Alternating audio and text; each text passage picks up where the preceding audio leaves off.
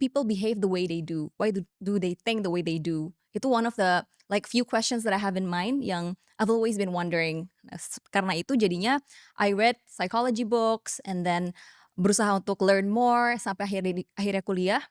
And then ada option ya kebetulan di universitas aku ada psikologi sama neuroscience. And at first I wanted to take psychology aja sebenarnya.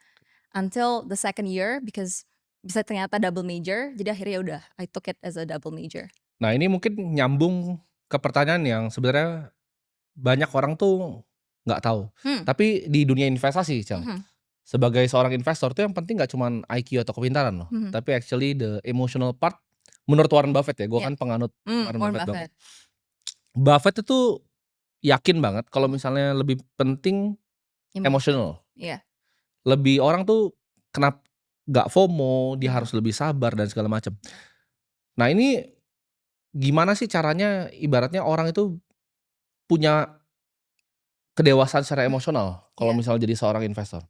Mungkin ini bener banget sih, karena kan orang mungkin yang banyak berasumsi investasi itu is all about, looking at the company and then kalau udah tahu information-nya we can make rational decisions.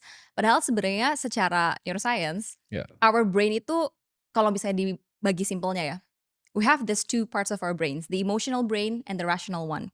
And the emotional one itu sebenarnya sifatnya lebih otomatis dan lebih kuat. Jadi kalau mau sharing dikit the neuroscience behind it, we have this part of our brain namanya amigdala.